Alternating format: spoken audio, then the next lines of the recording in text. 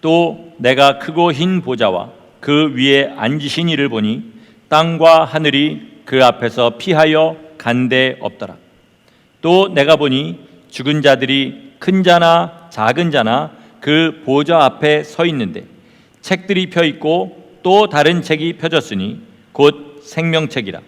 죽은 자들이 자기 행위를 따라 책들에 기록된 대로 심판을 받으니 바다가 그 가운데에서 죽은 자들을 내주고 또 사망과 음부도 그 가운데에서 죽은 자들을 내주매 각 사람이 자기의 행위대로 심판을 받고 사망과 음부도 불못에 던져지니 이것은 둘째 사망 곧 불못이라.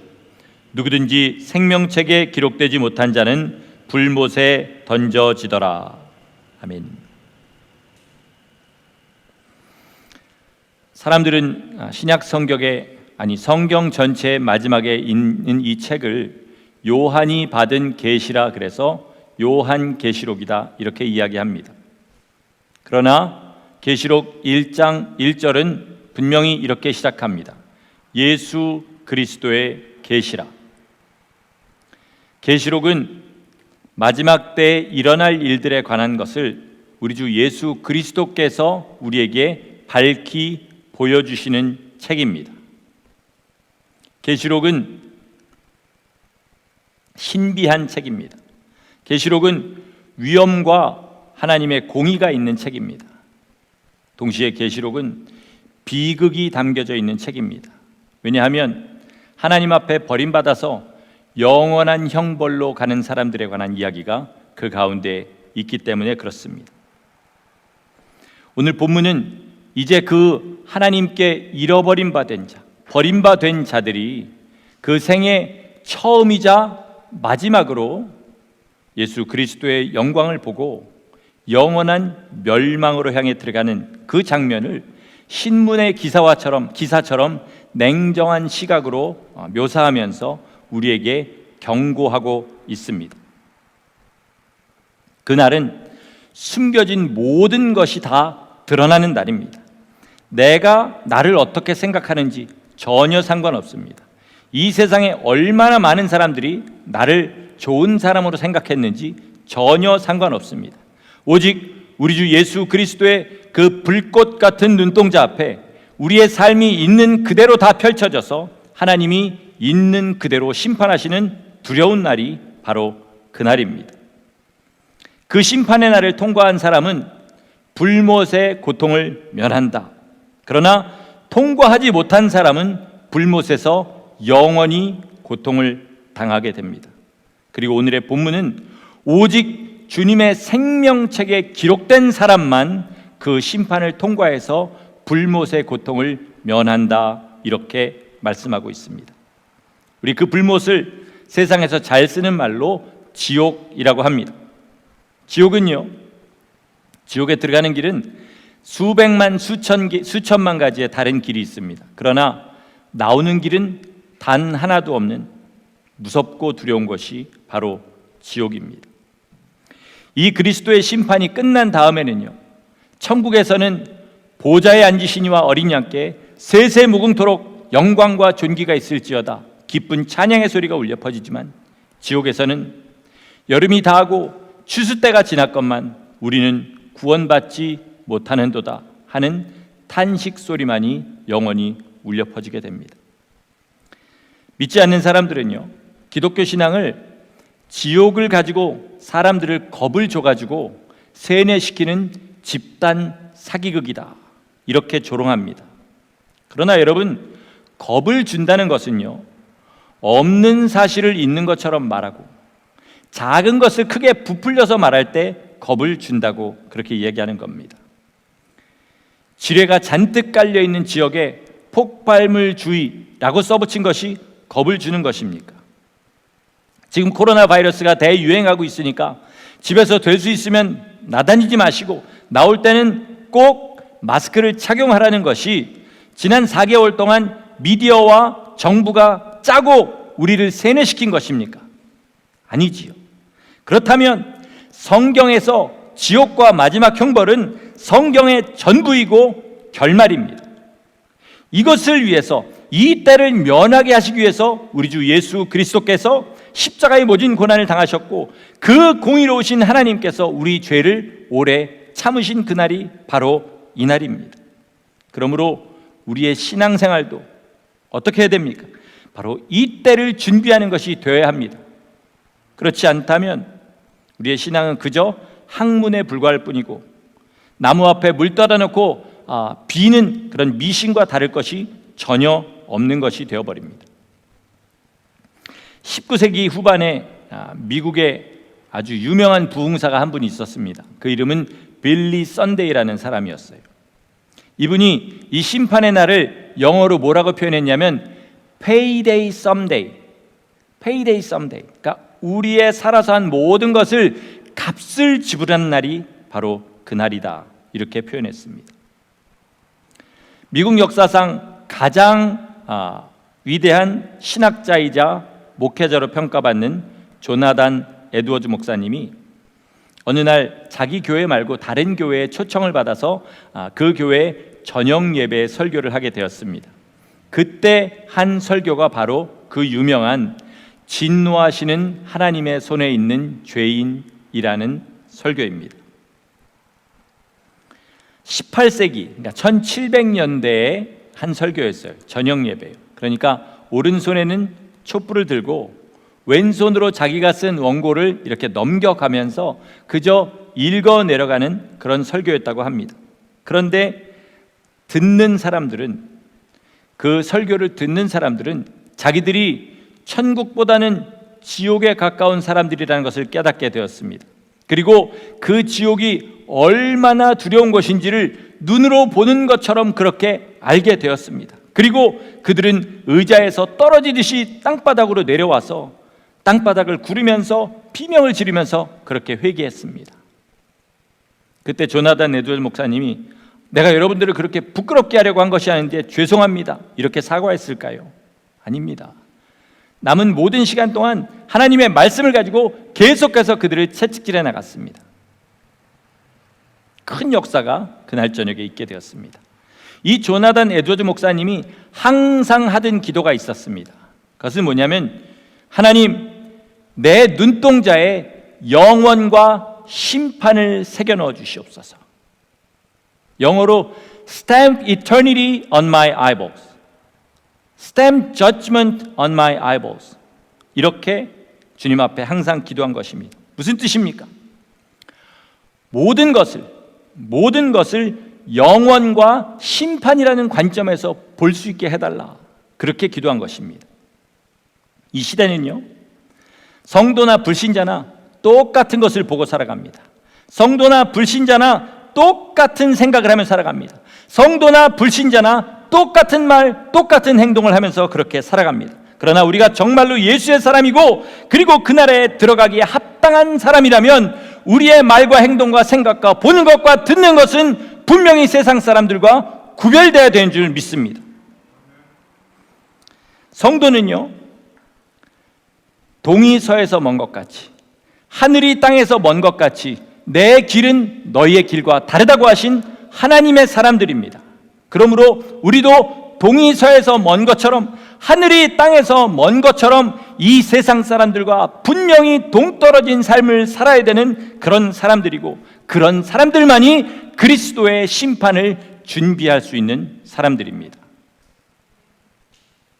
어떤 사람은 자기는 천국에서 주님을 만나면요, 주의 손 붙잡고 덩실덩실 춤을 출 거다, 이렇게 이야기하시는 분이 있어요. 근데 요한은요, 사도 요한은 계시록 1장 1절에서 그가 본 주님을 이렇게 표현합니다. 그 눈은 불꽃 같고, 그 발은 연단한 빛난 주석 같으며, 그 목소리는 많은 물소리와 같고, 그 입에서는 좌우에 날선검이 나오고, 그 얼굴은 해가 힘있게 비치는 것 같더라. 그리고 바로 이렇게 얘기합니다. 내가 그를 보매 그 앞에 엎드러져 죽은 자 같이 되었더라. 여러분, 사도 요한이 주님 앞에 섰을 이때는요, 주님을 위해 하루하루를 순교자와 같이 살다가 반모라는 아주 극악한 죄인들만 가는 섬에 유배되어 있을 때였습니다. 모든 사도들이 다 죽은 다음입니다. 그 시대에 누가 있어서 사도 요한 앞에서 내가 믿음이 있습니다라고 자기 믿음을 자랑했습니까? 그런 사도 요한이 주님 앞에 섰을 때에는 주님의 얼굴을 감히 쳐다도 보지 못하고 죽은 자와 같이 되었다, 이렇게 말하는 겁니다. 과연 우리 중에 누가 있어서 주님 앞에 가서 주님의 얼굴을 마주보고 그 손을 붙잡고 춤을 출 수 있는 사람이 있겠습니까? 주님은 그렇게 두려우신 분입니다. 어떤 사람이 이 땅에서 마음도 없이 진심도 없이 하던 찬송과 그런 거짓 기도들을 그 불꽃 같은 눈동자 앞에서 할 수 있겠습니까? 오직 이 땅에서 주님 앞에 진실한 사람이 되어야 됩니다. 어떤 사람은 성도님 이렇게 살지 마시고 정말 주님을 위해 더 헌신하시고 더 주님 앞에 나오기를 힘쓰세요, 이렇게 이야기하면 겸손한 것 같은 얼굴로 이렇게 얘기합니다. 저는 구원받은 것만도 감사합니다. 큰 욕심 없습니다. 그저 천국의 말석에라도 앉아있으면 그것으로 저는 만족합니다. 아주 겸손한 듯이 얘기합니다. 그런데요, 그 삶에서는요, 더 잘 살아보려고, 더 가져보려고 온 힘을 다합니다. 더 좋은 것 먹고, 더 좋은 옷 입고, 더 좋은 차 타고, 더 좋은 집에 사려고 밤낮을 가리지 않고 일합니다. 무슨 말입니까? 욕심 없다는 말 다 거짓말이라는 겁니다. 안 믿을 뿐이라는 것입니다. 우리 눈동자에 영원과 심판이 새겨지기를 소원합니다. 그래서 훌륭한 사업가가 이 세상의 일을 볼 때에 남들은 보지 못하는 가치를 보고 거기에 전력 투구하듯이 우리도 세상 사람들은 보지 못하는 마지막 그리스도의 심판 때를 생각하면서 그렇게 세상을 다르게 살아가는 성도들 되시기를 예수 이름으로 축원합니다.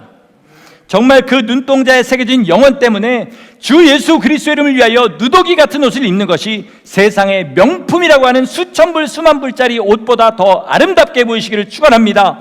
정말로 예수 그리스도 때문에 당하는 그 멸시와 천대의 자리가 이 미국의 대통령이 앉은 그 자리보다 더 존귀한 자리로 보이시기를 축원합니다.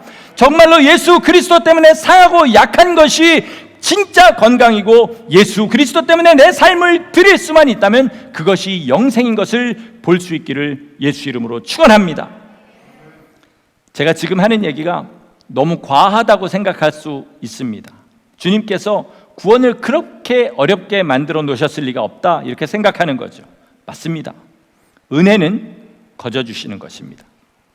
그러나 상급은 거저가 아닙니다. 주님의 영광을 위해서 세상을 등지고 정말 예수님처럼 고난받기를 힘쓴 사람과 그렇지 않고 그냥 이 시대의 평범한 그런 그리스도인, 정말 주님을 위해서 아무것도 희생하지 않은 사람은요, 영원한 그 나라에서 재벌과 홈레스의 차이보다 더 큰 차이를 가지고 영원히 살아가게 될 겁니다. 그렇지 않다고 생각하시고 싶으면요, 계속 그렇지 않다고 생각하고 사시면 됩니다. 솔직한 말씀을 드리면요, 저는 그분들이 맞았으면 좋겠습니다. 맞는 말 하는 거였으면 좋겠어요. 그러면 저도 영원히 기쁘고 즐겁게 살 거 아니겠습니까? 그죠? 그러나 만약에 그날에 가서 그분들이 맞다 할지라도요, 그리고 제가 정말로 주님 뜻대로 살아서 모진 고난과 박해 가운데서 정말 안 해도 될 고생하고 살았다 할지라도요, 저는 그 나라 가서 손해본 것은 우주의 먼지밖에 안 되는 그런 이 짧은 삶을 그냥 조금 남들보다 어렵게 산 것, 그거 외에는 손해본 것이 없습니다. 그러나 만약에 주님 뜻대로 고난받은 자만이 영원히 주님의 그 영광을 누리고 나머지는 정말로 부끄럽게 살아가는 그곳이라면요, 그렇게 믿고 살아간 사람은 그 손해가 얼마나 큰지, 말로 표현할 수 있는 손해인지 생각해 보시기를 바랍니다. 그런데도 계속해서 이런 말을 하고 이렇게 살아가는 사람들의 마음은요, 이런 겁니다. 나는 충분히 똑똑하다. 나는 충분히 지혜롭고 충분히 성경을 많이 알고 충분히 경험이 있다. 그렇기 때문에 모든 것이 내가 믿는 대로 될 것이다. 하나님도 내가 믿는 대로 나를 심판하실 것이다. 이렇게 이야기하는 겁니다.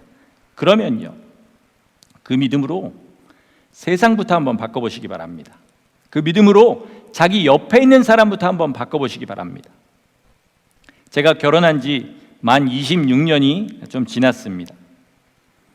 그 26년 넘는 세월 동안 제가 제 아내가 저를 바꿔놓았을까요?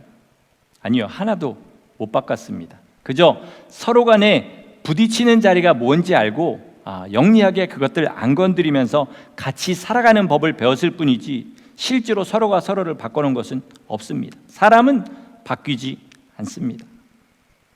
무슨 말 하는 겁니까? 우리가 해야 될 일은 뭐냐?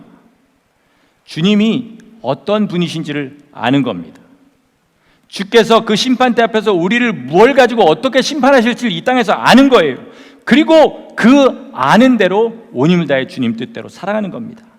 그거 외에는 우리가 할 일이 없다는 거죠. 오늘 본문에 보면 주님 앞에 책들이 펼쳐져 있습니다. 하나는 뭐라 그랬습니까? 생명책이라 그랬어요. 그러니까 거기에 이름이 기록된 사람만 둘째 사망의 해를 면한다, 이렇게 말씀하고 있습니다. 그럼 또 다른 책들은 뭘까요?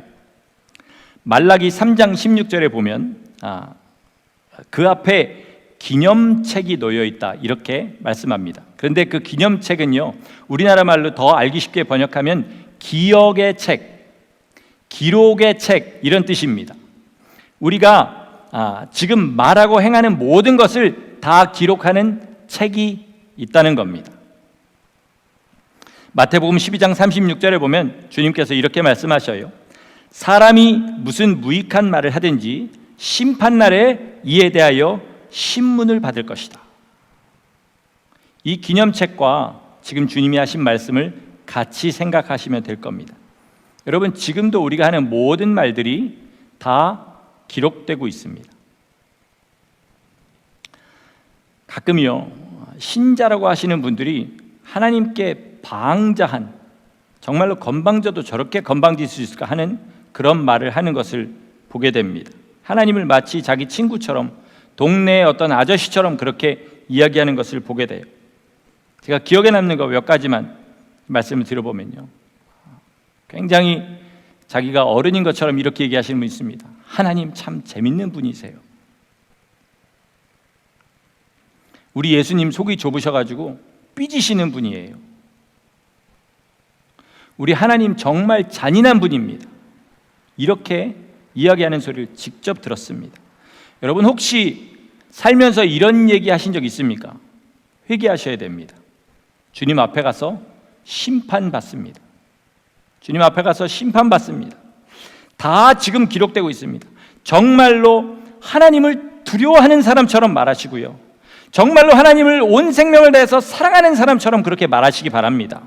그렇게 하실 수 없으면요, 그냥 입을 다무시면 됩니다. 잘못하면 영원한 심판에 들어가게 된다는 겁니다. 또 어떤 사람은요, 나는 기억력이 그렇게 좋지 않아서 잘 기억 안 납니다, 이렇게 말하는 분도 있어요. 그런데요, 어떤 과학자가 실험을 하면서 그 사람한테 이런 전기 자극을 주면서요, 예전 일을 기억하게 했더니요, 6살, 7살 때 일도 클리어하게 그것을 다 생각해내더라는 그런 실험의 결과에 얘기를 본 적이 있습니다. 그러니까 우리가 기억을 못하는 게 아니라요, 아무리 머리 나쁜 사람도요, 기억을 못하는 게 아니라 저 안에 그저 깊이 숨겨져 있을 뿐입니다. 하물며 그 나라에 가서는 어떻겠습니까? 주님의 심판대 앞에서는 어떻겠습니까? 여러분, 가장 두려운 것은 뭔지 아십니까? 그 기억을요, 나만 다시 하게 되는 것이 아니라요, 거룩하신 하나님 앞에와 천사들 앞에와 모든 사람들 앞에 내 기억을 같이 보여주게 된다는 사실입니다. 그 말이 어디 있습니까? 마태복음 10장 26절에 있습니다. 주님께서 이렇게 말씀하셨어요. 감추인 것이 드러나지 않을 것이 없고 숨은 것이 알려지지 않을 것이 없느니라.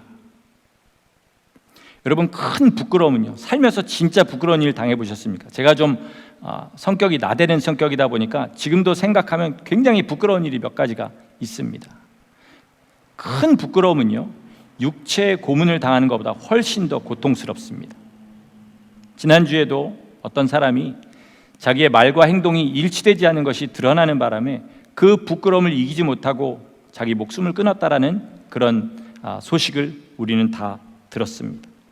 그러니 죽고 싶어도 죽지 못하는 그 자리에서 모든 사람들에게 자기의 부끄러움이 드러날 것을 한번 상상해 보시기 바랍니다. 그것만으로 이 세상에서 당하는 어떤 종류의 고통도 아득히 뛰어넘는 고통일 겁니다.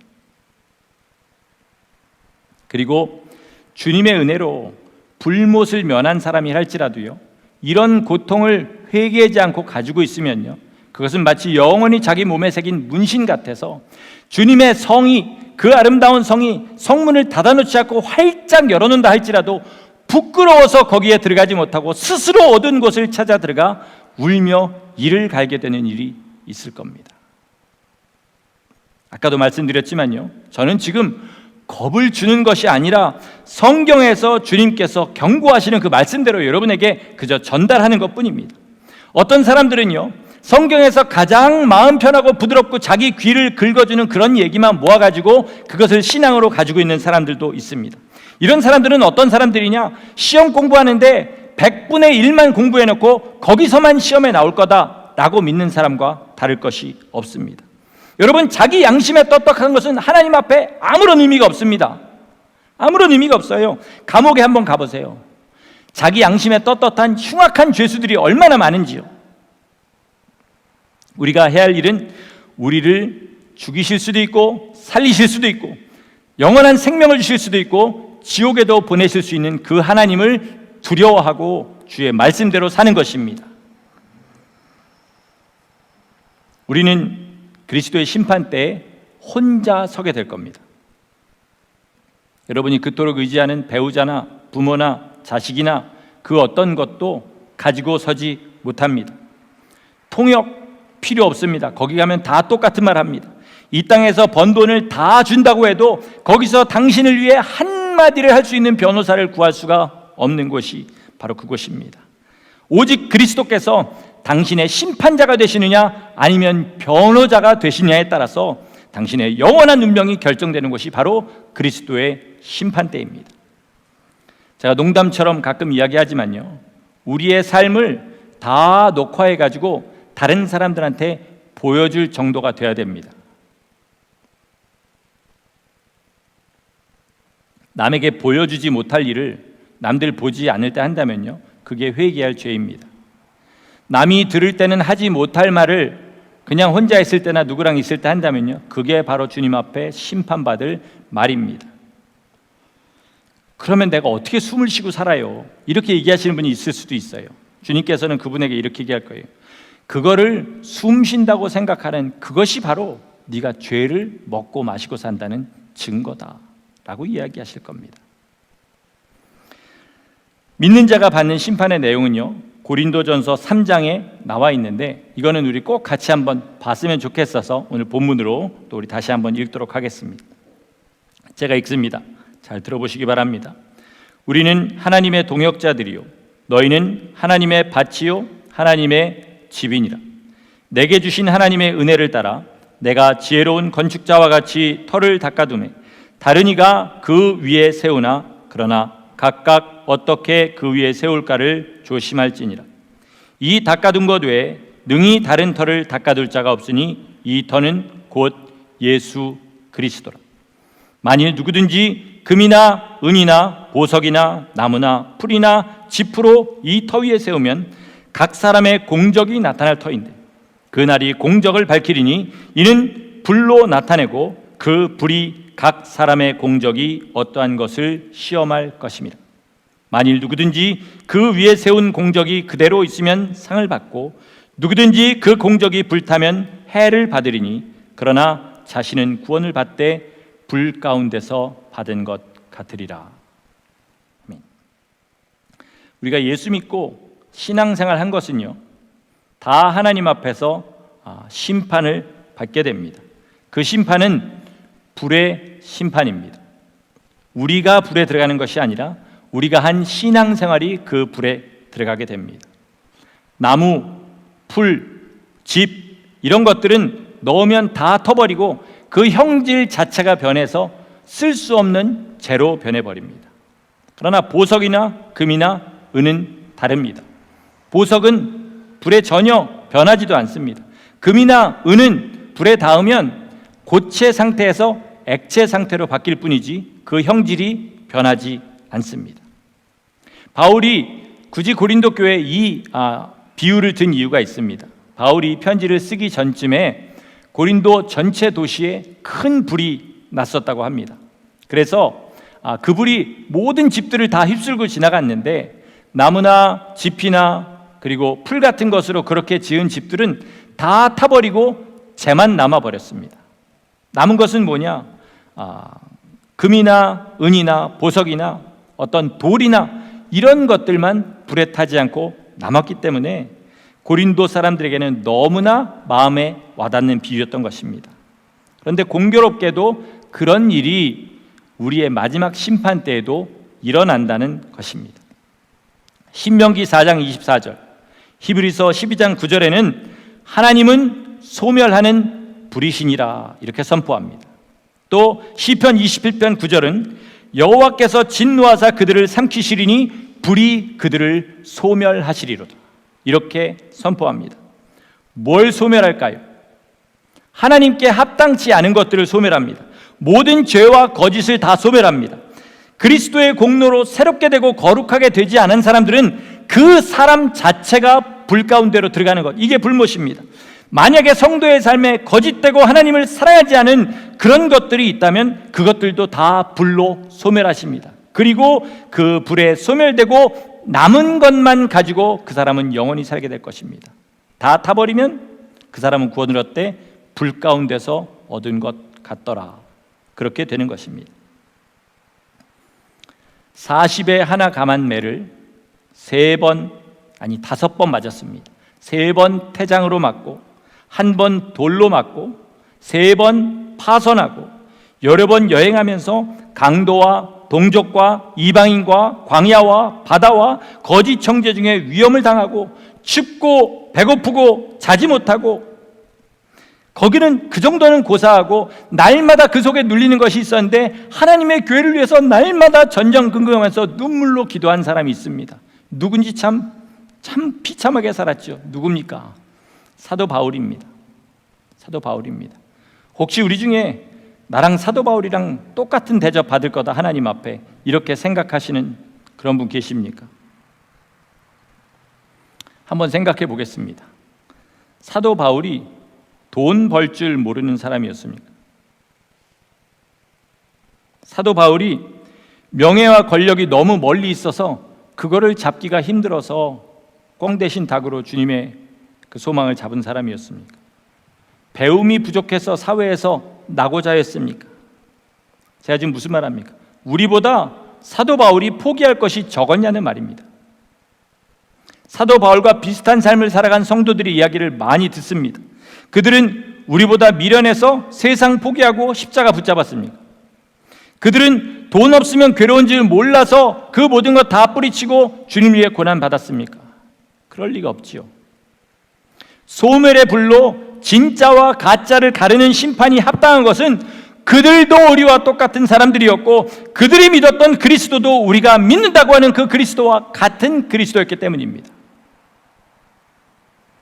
그런데 어떤 사람은요, 자기의 삶에 정말로 실오라기 하나 남겨놓지 않고 다 주님 앞에 바치고도 나는 주님 앞에 합당하지 않습니다, 우는 사람이 있는가 하면요, 정말 자기 삶에 실오라기 같은 거 하나 주님 앞에 이렇게 삶에 아주 찌끄러기 같은 거 조금씩 주님 앞에 시간도 떼어드리고 그러면서 주님 앞에 고개를 세우고 나 잘했지요? 주님 앞에 그렇게 하는 사람도 있습니다. 묻겠습니다. 정말로 최선을 다해서 주님 뜻대로 살고 계십니까? 여러분이 뭐라고 대답하든지 상관없습니다. 결과는 똑같습니다. 우리는 우리의 신앙생활을 가지고 불을 통과한 다음에 남은 것 가지고 영생을 살게 될 겁니다. 여지껏 어떻게 살았는지는 상관없어요. 지금부터 회개하시면 됩니다. 지금부터 난 정말로 거룩하게 살겠다고 작정하시면 됩니다. 하나님은요, 행위가 아닌 동기를 보십니다. 뭘 했느냐가 아니라 왜 했느냐를 보십니다. 그러므로 하나님 앞에 진실하시기를 바랍니다. 여러분 마음대로 진실하지 마시고요, 성경에서 말하는 대로 주님 앞에 진실하시기를 바랍니다. 주께서 이사야서 62장 2절에서 이렇게 말씀하십니다. 나 여호와가 말하노라, 내 손이 이 모든 것을 지었으므로 그들이 생겼느니라. 무릇 마음이 가난하고 심령에 통회하며 내 말을 듣고 떠는 자, 그 사람은 내가 돌보려니와.